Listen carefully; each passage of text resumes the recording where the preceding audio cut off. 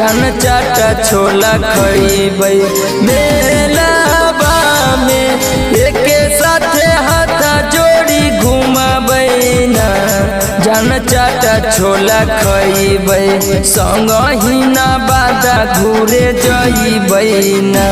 जान चाटा छोला खइबै संगहि में खुशियाँ मनइबै ना। जान चाटा छोला खइबै संगहि में खुशियाँ मनइबै।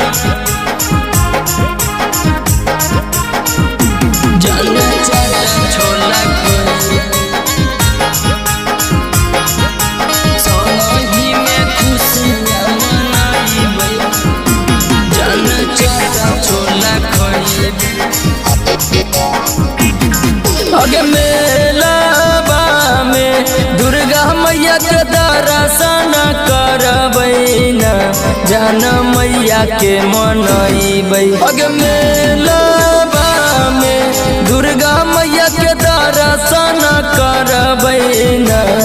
जान मैया के मनइबै संगहि में खुशियाँ मनइबै ना। जान चाटा छोला खइबै संगहि में खुशियाँ मनइबै ना। जान चाटा छोला खइबै संगहि में खुशियाँ मनइबै। जान चाटा छोला खइबै संगहि में खुशियाँ मनइबै। जान चाटा छोला खइबै अगे गाया के मेलावा में पंडालावा देखइबौ ना। जान से लफी खिंचइबौ अगे गाया के मेलावा में पंडालावा देखइबौ ना। जान से लफी खिंचइबौ संगहि ना बादा घूरे जइबौ ना। जान चाटा छोला खइबौ संगहि में खुशियाँ मनइबौ ना। जान चाटा छोला खइबौ